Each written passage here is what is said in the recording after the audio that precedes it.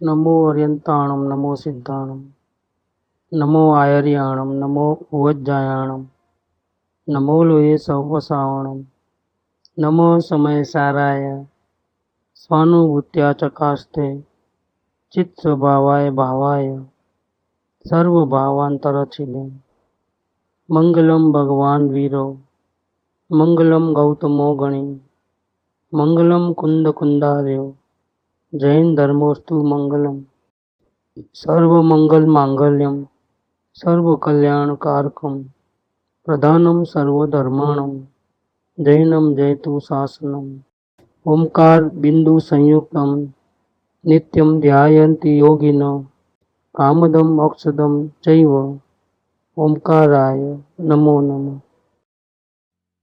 उसका निद्रा अधिक और गाथा का नंबर है 204 204 204 पेज नंबर हिंदी में 339 है। निद्रा अधिकार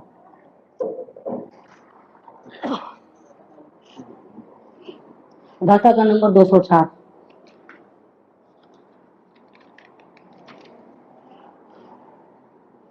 इसके पूर्व निद्रा अधिकार में आचार्य पंकज भगवान ने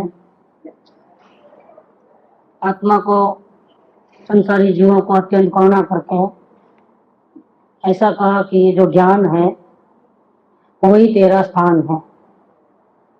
तुम इस ज्ञान को छोड़ करके क्यों उधर उधर भटकते हो? तेरा परमात्मा, तेरा स्थान, तेरा सुखधाम, शांति का समुंदर और स्वयं ये ज्ञान है, वही तेरा परमात्मा है। इसे छोड़कर तो उधर उधर उधर उधर क्यों भटकते हो? वो तेरा स्थान नहीं है, ये तेरा स्थान है ज्ञान। तो शिष्य को प्रश्न हुआ कि मुझे तो ये मति श्रुत वाला अल्प ज्ञान है, मेरे पास कौन सा ज्ञान है? कहाँ भगवान का केवल ज्ञान और कहाँ मैं पामर, कुछ मेरे को तो कुछ समझ में ही नहीं आता है। ऐसे मामूली ज्ञान से मैं इतने बड़े भगवान आत्मा को मैं कैसे पहचानूं? मेरे पास तो देखने वाला, सुनने वाला, चखने वाला ऐसा इंद्रिय ज्ञान है और वो भी अल्प ज्ञान है, इतना ज्ञान नहीं है। और भगवान आत्मा को देखना तो बड़े बड़े आचार्यों का, ज्ञानियों का, महात्माओं का, उनका काम है, मेरा काम नहीं है। मेरे पास वो शक्ति नहीं है, तो मैं कैसे वो आत्मा को देख पाऊं? अल्प ज्ञान से मैं कैसे देखूं? तो इधर 204 की शुरुआत में प्रश्न है कि कर्म के क्षोभ के निमित्त से ज्ञान में भेद होने पर भी, ज्ञान के 5 भेद, मति, श्रुत, अवधि, मन पर्याय और केवल ज्ञान, ये 5 प्रकार के भेद ज्ञान के हैं, ज्ञान की पर्याय है। इसमें जो मन पर्याय और केवल ज्ञान है वो तो साधक दशा, मन पर्याय ज्ञान तो वितरागी, भावलिंगी मुनिराज को ही हो सकता है, गंधर्वों को, और केवल ज्ञान तो परमात्मा को होता है। बाकी के जो 3 है इसमें सुअवधि और कुअवधि, कुश्रुत, सुश्रुत और कुमति, सुमति, इस प्रकार से भेद करते हैं। जिसको अपने परमात्मा का भान नहीं है उसको कुमति, कुश्रुत है, और स्वर्ग में और नरक में कुअवधि भी है, इस प्रकार से। तो ये ज्ञान के भेद हो गए। ज्ञानावरणीय कर्म जो बांधा है उसके सेवक के निमित्त, वो निमित्त में, उपादान में शक्ति बहुत कमजोर है, जानने की शक्ति बहुत कमजोर। तो ऐसे अल्प ज्ञान से मैं इस भगवान आत्मा को कैसे पहचानूं? तो कहते हैं कि भेद जरूर है, मति श्रुत ज्ञान अल्प जरूर है, लेकिन जहां से वो निकल रहा है, ज्ञान कहां से निकला है? मति श्रुत ज्ञान कहां से निकला? बाहर से आया, शास्त्र पढ़ने से आया, सदगुरु ने दिया कृपा करके, भगवान की पूजा की इसलिए गिफ्ट दिया प्रसादी में? नहीं, ये ज्ञान हमारे आत्मा में से निकला। तो इसका ओरिजिनल स्वरूप का विचार किया जाए ज्ञान दे करके, विकल्प किया जाए ऐसा नहीं, विकल्प करना और विचार करना उसमें फर्क है। विकल्प बहुत करते हैं हम और याद कर लेते हैं। गुरुदेव ने कहा कि तू परमात्मा हो, हमने याद कर लिया, वो मन का स्मरण हो रहा है। मन का आधार लेकर के स्मरण किया, मन का आधार लेकर के हमने चिंतन किया, घोलन किया, मंथन किया, लेकिन सब में मन का सहारा है। काम खुद को करना है लेकिन खुद ने नहीं किया। खाना पकाना है, रसोई वाली बाई को रख दी, वो बनाया। सफाई करना है, सफाई वाली बाई को रख दिया, वो कर रही। माल बेचना है, सेल्समैन को भेज दिया। ऐसे अपने को, आत्मा को जानना है और सहारा किसका लिया? इस मन मिला है वो, उसका सहारा लिया। इस मन के सहारे वो मैं आत्मा हूं, मैं परमात्मा हूं, शरीर से भिन्न हूं, राग से भिन्न हूं। बहुत विकल्प किया, निश्चय से ऐसा हूं, व्यवहार से ऐसा हूं, लेकिन फिर भी आत्मा का अनुभव हुआ तो नहीं हुआ, ये विकल्प में रह गए। और दूसरा होता है विचार। विचार में विकल्प में क्या अंतर है कि विचार में क्या है कि जीव को ऐसी भावना हुई है कि अनंत काल से परिभ्रमण करते करते, राग द्वेष के भाव करते करते अनंत परावर्तन मैंने किए हैं, लेकिन अब मैं थक गया हूं। अब मुझे संसार की संपत्ति, सुविधा, अनुकूलता, संसार मेरे को नहीं चाहिए। मुझे शांति चाहिए, मुझे परिपूर्ण शांति चाहिए। अंश में भी राग द्वेष नहीं चाहिए। मुफ्त में भी मुझे स्वर्ग का इंद्र नहीं बनना है, मुफ्त में भी नहीं चाहिए वो सुविधा। संयोग का सहारा मुझे नहीं चाहिए, अब मुझे तो आत्म शांति चाहिए।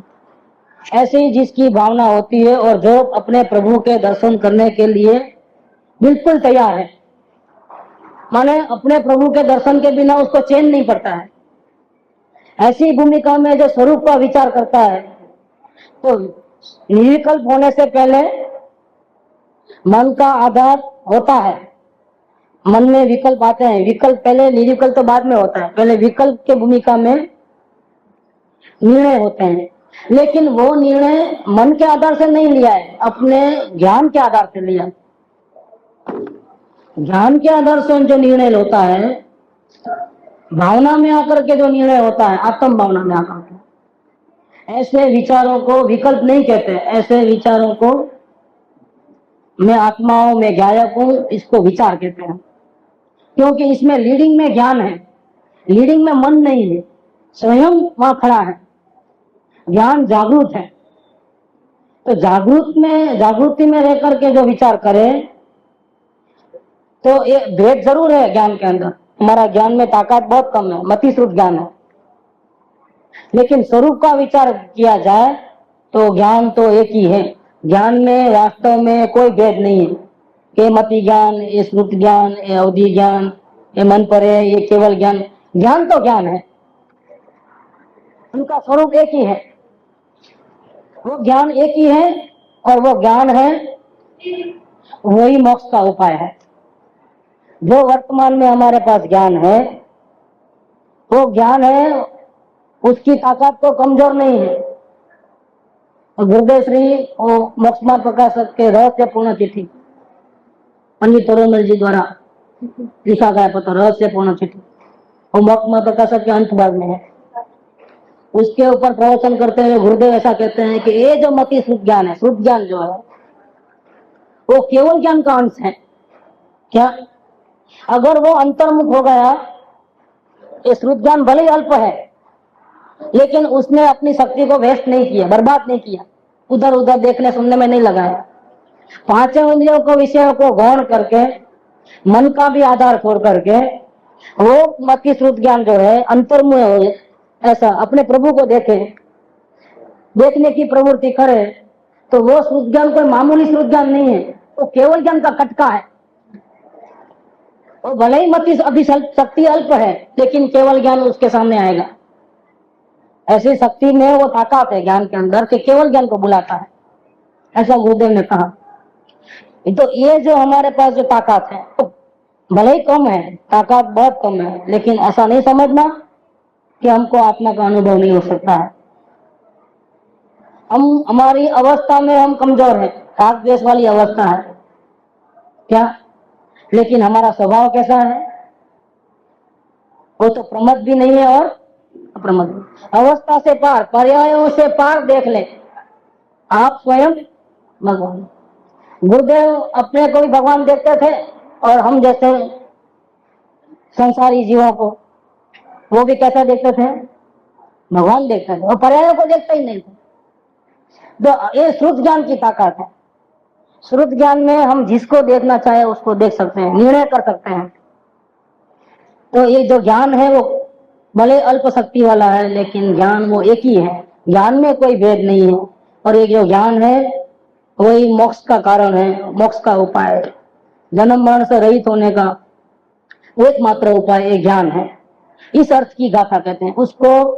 ऐसे अर्थ को बताने के लिए आचार्य देव 204 नंबर की गाथा कहते हैं कि मति श्रुत अवधि मन केवल सब ही एक ही पद जो है, वो ज्ञान पद परमार्थ है, जो पाए जीव मुक्ति लहे। इसकी टीका लेते हैं कि आत्मा वास्तव में परमार्थ है। परमार्थ का अर्थ परम पदार्थ है। इस विश्व में 6 द्रव्य जाति अपेक्षा से, संख्या अपेक्षा से अनंत, लेकिन मेरा आत्मा जो है विश्व का एक अनंत में से एक ऐसा पदार्थ है, वो परमार्थ है। अन्य भी है पदार्थ, लेकिन वहां से सुख नहीं आता है। सुख कहां से आता है, मेरे में से आता है। इसीलिए जगत के अन्य जड़ चेतन पदार्थ है, उनसे भी मैं अधिक हूं, क्योंकि मेरा सुख मेरा शांति वो मेरे में से आता है। इसीलिए मैं सबसे अधिक हूं, मैं परमार्थ हूं।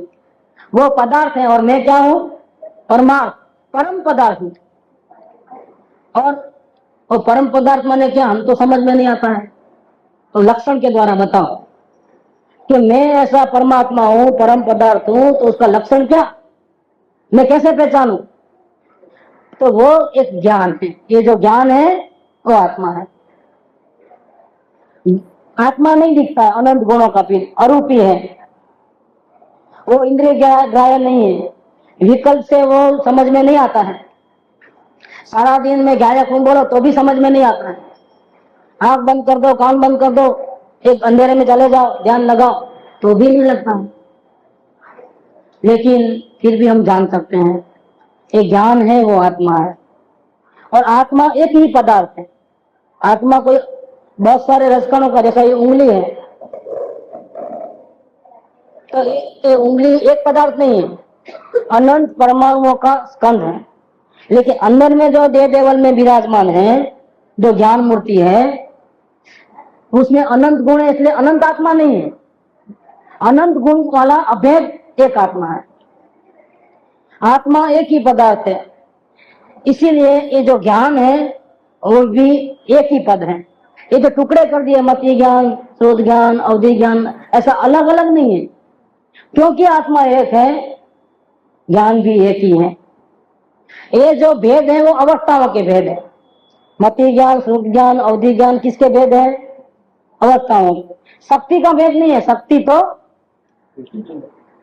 मति श्रुत ज्ञान की पर्याय भी ज्ञान शक्ति के आधार से निकली। अवधि ज्ञान की परिणति भी ज्ञान शक्ति के आधार से निकली। और केवल ज्ञान की शक्ति भी किस में से निकली, एक ज्ञान शक्ति में से। अवस्था में बहुत सा चेंजेस है क्या, लेकिन शक्ति में कोई फेर नहीं है।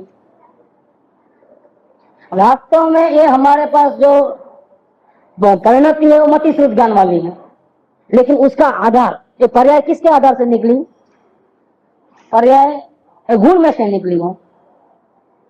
ये गुण का कार्य है, ज्ञान गुण का कार्य है। जो वर्तमान में जो अवस्था है, जिसके माध्यम से हम चक्षु के द्वारा देखते हैं, कर्नेंद्रिय से हम सुनते हैं, इसके बैकग्राउंड में कौन सा काम करता है, मति श्रुत ज्ञान काम करता है। तो अवस्था में कमजोरी है, लेकिन जहां से वो निकले वो ज्ञान कैसा है, ज्ञान में केवल ज्ञान की भी ताकत है। कितने केवल ज्ञान निकलेंगे ज्ञान में से? एक बार निकल तो खत्म, फिनिश, स्टॉक खत्म। एक नहीं, अनंत अनंत अनंत अनंत केवल ज्ञान की पर्याय निकले, फिर भी ज्ञान गुण में अंश मात्र भी कमी नहीं आएगी। ऐसे अंदर में जो ज्ञान है उसमें से मतिभ्रम ज्ञान की पर्याय निकली। कमजोर मत समझो, अवस्था कमजोर है, शक्ति कमजोर नहीं है। क्या? शक्ति तो महान है। इसीलिए मैं कैसे देख पाऊंगा भगवान आत्मा को, चिंता की कोई जरूरत नहीं है। यह आचार्य देव हमारी चिंता को दूर कर देते हैं इस गाथा के अंदर। बहुत सरल उपाय बताया है। अवस्था पर से शक्ति को कैसे देखना? अवस्था में कमजोरी लेकिन स्वभाव में कमजोरी नहीं है। वर्तमान में मैं पामर हूं दशा में, लेकिन स्वभाव से मैं परमात्मा हूं, ऐसा विश्वास यह आचार्य देव अपने को दिलाते हैं इस गाथा के अंदर। क्योंकि विश्वास आए बिना तो कार्य होगा नहीं, उपयोग बाहर भटकता है, लेकिन स्वयं को स्वयं की महिमा नहीं आती है तो अंदर जाएगा कैसे? हर जगह अच्छा लगता है तो उपयोग अंदर कैसे आएगा? ये पूज्य बेंसी के वचनामृत है, उसका पहला नंबर का बोल इधर भी लिखा है, हे जीव तुझे कहीं भी नहीं रुचता हो तो तेरा उपयोग पलट दे और तेरे आत्मा में लगा। शर्त क्या है? कहीं भी अच्छा न लगे तो, क्योंकि अगर कहीं अच्छा लगता है तो उपयोग बाहर जाएगा, जहां अच्छा लगता है वहां उपयोग जाता है। जब तक अपने को पामर मानता है ये जीव, तब तक इसका उपयोग वर्तमान वो अंतर्मुख नहीं होगा, और अंतर्मुख नहीं होगा तो भगवान आत्मा का दर्शन नहीं होने वाला है। कितना भी व्रत तप को चढ़ा कर लेगा, व्रत तप त्याग आदि भले हो, लेकिन वो साधन नहीं है। साधन तो एक प्रज्ञा है। ये पूज्य बहन श्री के वचन है, ये प्रज्ञा काम करेगी। भगवान का बेटा कौन कराएगी? भगवान का दर्शन किस में होगा? ज्ञान का उपयोग में होगा, लेकिन कौन सा ज्ञान? बाहर देखने वाला कि अंदर देखने वाला? अंतर्मुख जो ज्ञान का व्यापार है उसमें भगवान आत्मा का फोटो पड़ेगा, फोटो पड़ेगा, लेकिन पर्याय में भगवान आता नहीं है। पर्याय में तो मैं भगवान हूं ऐसा विश्वास आता है। वो विश्वास ही समस्त दुखों को दूर कर देती है, इसका ही नाम सम्यक दर्शन। सम्यक दर्शन की पर्याय में भगवान आत्मा पूरा नहीं आ जाता है। अगर आ जाए तो सम्यक दर्शन की पर्याय जाते ही उसका विनाश हो जाए। नहीं, सम्यक दर्शन की पर्याय में उस टाइम में जो सम्यक ज्ञान में अपने त्रिकाणी ध्रुव भगवान आत्मा की जैसी सामर्थ्य है, वो सामर्थ्य का पूर्ण विश्वास आता है। ऐसी महिमा आए बिना इतने परमात्मा होने का पंथ शुरू ही नहीं होता है। सम्यक दर्शन के बिना ये परमात्मा बनने की यात्रा शुरू नहीं होती है। धर्म का मूल दर्शन मूलो धर्म, सम्यक दर्शन वो धर्म का मूल है। चारित्र खलु धर्म, शुरुआत होने के बाद अंतर स्थिरता होवे, और अंतर स्थिरता के बल पे उसका आधार सामर्थ्य को प्रकट करके पूर्व बंधे हुए कर्म की निर्जरा होवे, और संपूर्ण निर्जरा होवे तब केवल ज्ञान की उत्पत्ति होगी। लेकिन ताकत हमारे पास अभी है कि नहीं है? केवल ज्ञान की पर्याय भी नहीं है, लेकिन केवल ज्ञान हो सके ऐसा ज्ञान गुण तो हमारे पास अभी है कि नहीं है? कि दुखी क्यों होना, कि भटकना क्यों, कि इसका सहारा क्यों नहीं लेते हो? हमको परमात्मा के दर्शन करावे ऐसा ज्ञान का उपयोग हमारे पास कहीं से लाना है क्या? अभी है, अभी है, इस्तेमाल करना नहीं आता है। बैंक में 1 करोड़ रुपया पड़ा है और यहाँ शाक भाजी लेने गया क्या, तो जेब में 10 रुपया भी नहीं था। नहीं, मेरे बैंक में पड़ा है, वो नहीं चलता है, चेक देता हूं नहीं चलता है, पैसा लाओ। हम तुझको नहीं पहचानता है। 10 रुपए की शाक भाजी मिलती नहीं है, मिलती है ऐसा नगद होना इधर। ऐसे शक्ति बहुत है लेकिन यूज नहीं करते हैं, इसका व्यापार नहीं है, क्या फायदा? भगवान होते हुए भी भीख मांगे, इसके बिना नहीं चले, उसके बिना नहीं चले। चाय में शक्कर हो ना हो तो क्या हो, नहीं पीना है, शक्कर नहीं है, कम है नहीं चाहिए, ज्यादा है नहीं चाहिए। एक चम्मच शक्कर का गुलाम कौन? ये परमात्मा, जिसमें केवल ज्ञान की ताकत। तो ऐसा पामर अभी अंतर्मुख नहीं हो सकता है। पहले उसको समझना पड़ेगा कि मैं पामर नहीं हूं, मैं भी परमात्मा हूं। गुरुदेव जो कहते हैं कि तू परमात्मा हो ऐसा निर्णय कर, तो खुद को निर्णय करना पड़ेगा कि हाँ मैं भी परमात्मा हूं।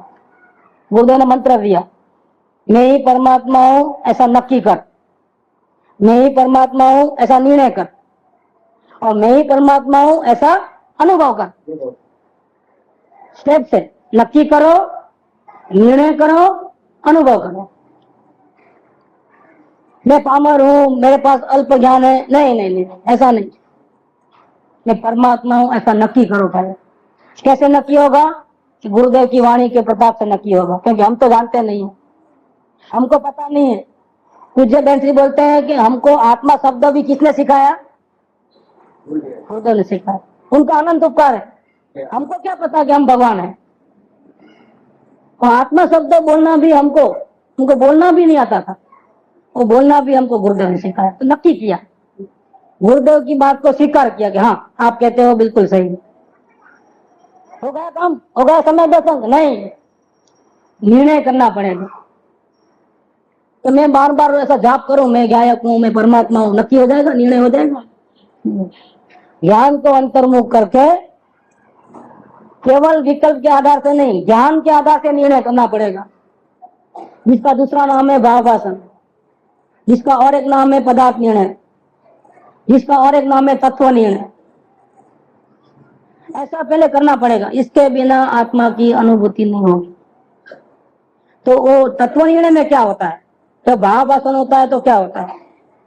ये भावासन इसको ही होता है जिसको पांच इंद्रियों के विषय में थोड़ा भी रस नहीं, जिसको इस दुनिया में से कुछ नहीं चाहिए, जिसको सिर्फ अपना आत्मा ही चाहिए, ऐसे जीव को ही भावासन होता है। वही जीव अंतर्मुख प्रयास करता है, और प्रयास करते करते करते मन निर्णय नहीं करता है, मन नहीं कहता है कि मैं परमात्मा हूं, ज्ञान बोलता है कि मैं परमात्मा।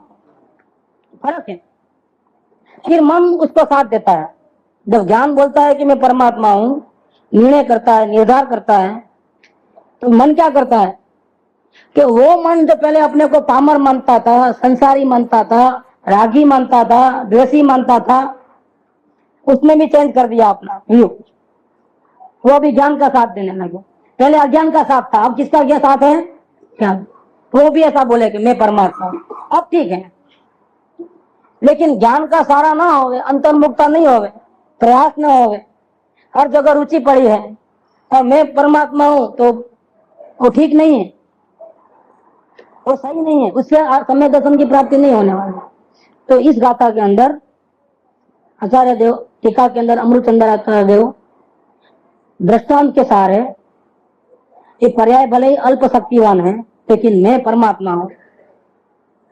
ये मति श्रुत ज्ञान है, उतना मैं नहीं हूं। जहां से वो मति श्रुत ज्ञान निकला है ना, वो तो ज्ञान पुंज है, ज्ञान सूर्य है, ये मामूली नहीं है। वो ये बताते हैं, ऐसा मालूम होगा तो हम अपने को पामर नहीं गिनेंगे, हम परमात्मा ऐसा मालूम होगा। कैसे? वो बताते हैं आप कि यह ज्ञान नामक एक पद है, वो परमार्थ स्वरूप, इसके सारे हम अपना कल्याण कर सकते हैं। परमार्थ माने परमात्मा पद, उसको पा सकते हैं, वहां तक पहुंच सकते हैं अवस्था में। स्वभाव में तो हम पहले से ही है, लेकिन अवस्था में राग द्वेष अशांति दुख दर्द है, जन्म मरण है, भटकना है। लेकिन ये जो ज्ञान है वो आत्म पद है, वो परमार्थ स्वरूप है, इसके सारे हम भव सागर तीर सकते हैं, भगवान के दर्शन कर सकते हैं। वही साक्षात मोक्ष का उपाय है। साक्षात माने क्या? तो वो ज्ञान हमारे पास नहीं है ऐसा नहीं, हमारे पास वर्तमान में मौजूद है, कहीं से लाना नहीं है, साक्षात आंखों के सामने है, प्रत्यक्ष है, हाजिर है, कहीं से लाने का जरूरत नहीं है। शास्त्र में से और ज्यादा पढ़ूं, ज्यादा विकल्प करूं और मिले नहीं, है मेरे पास। मति श्रुत ज्ञान कहीं से लाना नहीं है, वो मेरे पास है, साक्षात है, और वही मोक्ष का उपाय है। ये जो मति श्रुत ज्ञान है उससे ही जन्म मरण के बंधन कट हो जाता है, भगवान आत्मा के दर्शन, सम्यक दर्शन होता है। यह मति ज्ञान आदि ज्ञान के भेद इस एक पद को नहीं भेदते, किंतु वे भी इसी एक पद का अभिनंदन करता है। मति ज्ञान की पर्याय ज्ञान गुण को दर्शाती है, श्रुत ज्ञान की पर्याय ज्ञान शक्ति को दिखाती है, अवधि ज्ञान की पर्याय ज्ञान शक्ति को दिखाती है, क्योंकि ये तो अवस्थाएं हैं, शक्ति तो अवस्था में चेंज है, लेकिन अवस्थाएं भले ही चेंज है, लेकिन वो बताती किसको है, किसको, किसकी हयाती को महसूस कराती है, कि ज्ञान की हयाती को। तो अलग अलग होने पर भी ज्ञान ज्ञान ज्ञान ज्ञान ये कॉमन है। मति श्रुत अवधि मन पर्याय और केवल इतना निकाल दो तो क्या बचा, ज्ञान। अवस्था में भेद होने से ज्ञान में भेद नहीं है, ज्ञान शक्ति तो ऐसी की वैसी है, इसीलिए उल्टा वो तो ज्ञान को प्रकट करते हैं। इसी बात का समर्थन करते हैं, दृष्टांत पूर्वक समझाते हैं। अब आचार्य देव दृष्टांत देते हैं, और बहुत बढ़िया दृष्टांत है कि आकाश में सूर्य है, क्या वो चमक रहा है, लेकिन आगे बादल है। आकाश में क्या है, बादल है। तो सूर्य की रोशनी जो है, प्रकाश, वो धरती तक नहीं आता है, ये आता है तो मामूली मामूली, क्योंकि काले काले बादल है और बादलों के पीछे सूर्य छुपा हुआ है, तो रोशनी बहुत कम आती है, प्रकाश इतना नहीं है। बादल हट जाएंगे तो पूरा प्रकाश होता है, और बादल है तो क्या होता है, थोड़ा थोड़ा प्रकाश आता है। तो नीचे रोशनी इतनी नहीं है जितनी ऊपर है। बादलों के ऊपर कितनी रोशनी है, बहुत संपूर्ण, लेकिन बादलों के नीचे तो बादल जो है अवरोध है, और नीचे जो रोशनी आई वो बिल्कुल मामूली मामूली। ये बताते हैं कि जैसे इस जगत में बादलों के पटल से ढका हुआ सूर्य, जो कि बादलों के विघटन के अनुसार प्रगटता तो प्राप्त होता है, ज्यादा बादल है तो प्रकाश नहीं आता, थोड़े बादल हट गए तो प्रकाश ज्यादा हुआ, और थोड़े हट गए और ज्यादा प्रकाश हुआ, और पूरे हट गए तो पूरा प्रकाश हुआ। तो ऐसा बादलों के आधार से उसमें फर्क आता है, बादलों के आधार से रोशनी में फर्क आता है। लेकिन यहाँ आचार्य देव दूसरी बात कहना चाहता है, जो मरम की बात, कि मान लो कि बहुत कम रोशनी आ रही, किरण बहुत कम, तो किरण यहाँ धरती पे पड़ती है, और उसी किरण को माध्यम से ऐसा रिवर्स देखो, क्या वो किरण किसकी है, बादल की है कि सूर्य की है? तो बादलों के नीचे जब वो किरण आती है तो कमजोर हो गई है, लेकिन वो किरण को वहां जहां से निकली वहां देखो कितना प्रकाश है, सूर्य में कितना प्रकाश है, कितनी किरण है, एक है कि दो है, कितनी है,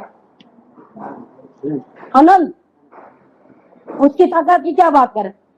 तो किरण कमजोर है, लेकिन किरण जहां से निकली है वो कैसा है, प्रकाशमान है, अनंत अनंत किरणें हैं, उसमें एक किरण नहीं है, कितनी है।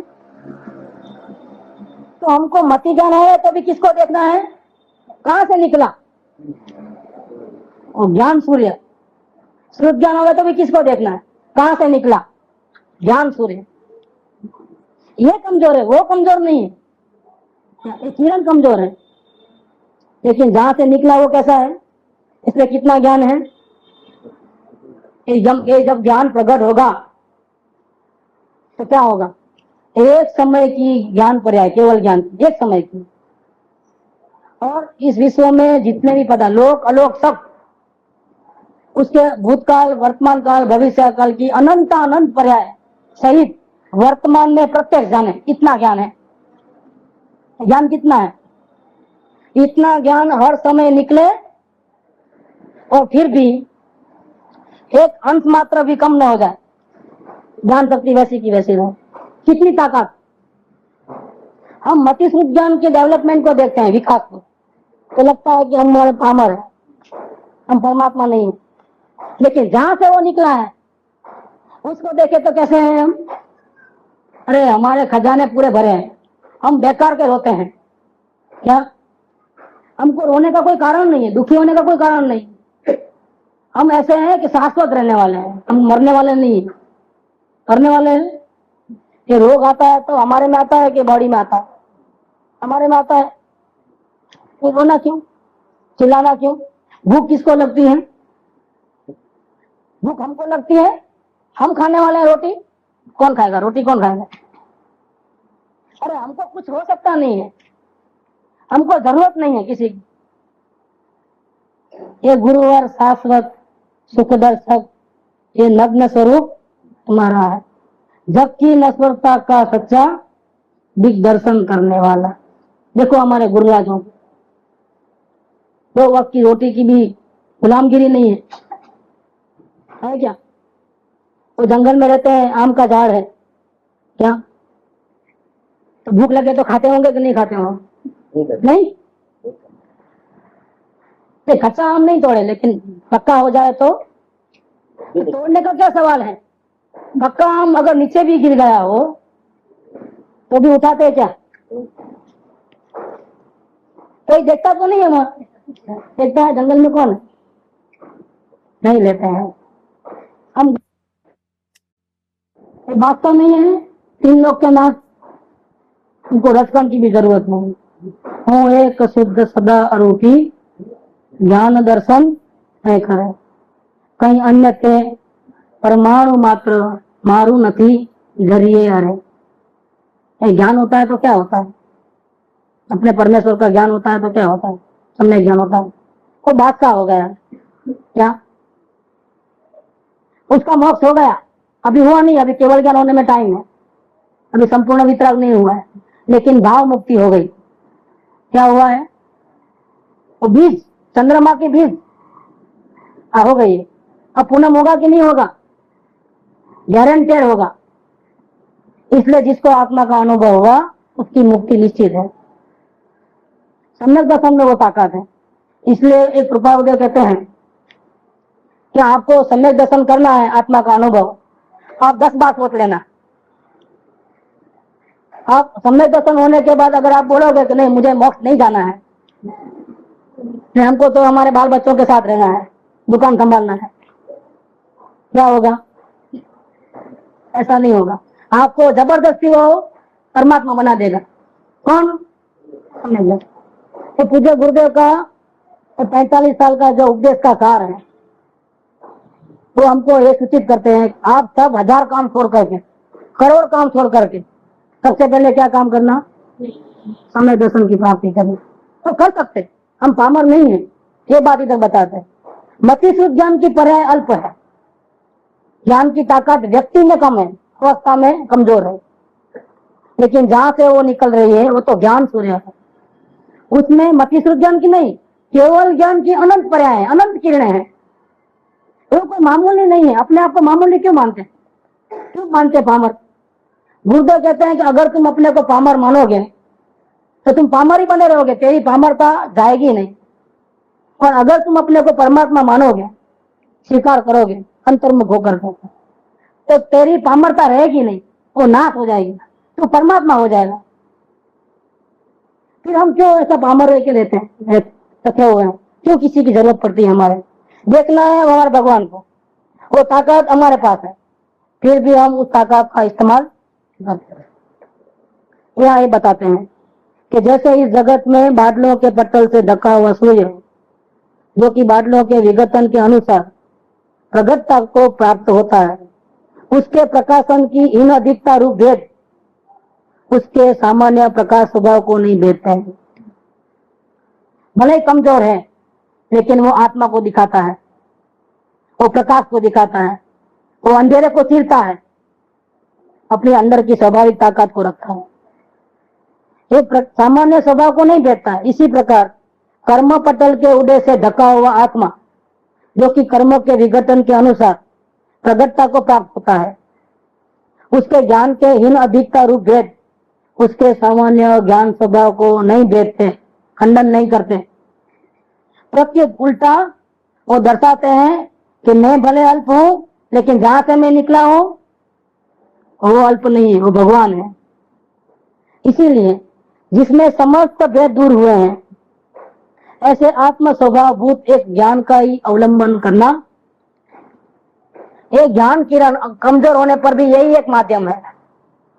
एक ज्ञान किरण, इधर सूर्य, यहाँ से ज्ञान किरण निकली धरती पे, झोपड़ी दिखती है, वहां से प्रकाश निकलता है, झोपड़ी दिखती है।